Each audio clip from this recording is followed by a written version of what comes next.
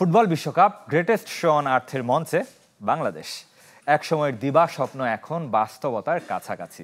দেশের ফুটবল ইতিহাসে প্রথমবারের মতো এশিয়ান কাপের চূড়ান্ত পর্বে নিজেদের জায়গা নিশ্চিত করে বিশ্বকাপের স্বপ্নে পালে হাওয়া দিয়েছেন আফিদা, ঋতুপর্ণারা।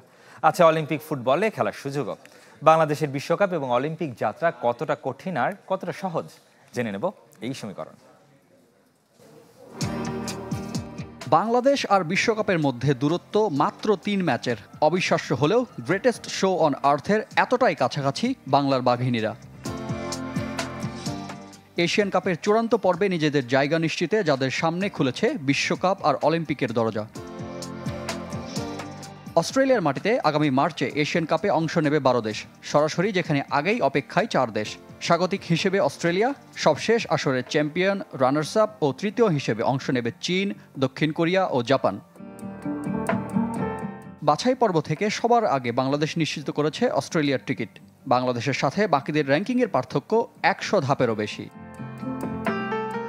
বাকি ৭ দল নির্ধারিত হবে বাছাই পর্ব থেকে। নিজ নিজ গ্রুপে এগিয়ে উত্তর Korea, Philippines, Nepal, Uzbekistan, Vietnam, Chinese Taipei, Bharat, Thailand, Iran ও জর্ডান। ব্রাজিলের মাটিতে ২০২৭ ফুটবল বিশ্বকাপে এশিয়ার প্রতিনিধি নির্ধারণ হবে এশিয়ান কাপের এই আসর থেকে। ১২ দলের টুর্নামেন্টে কোয়ার্টার ফাইনাল খেলা ৮ দলের সুযোগ থাকবে বিশ্বকাপে খেলার।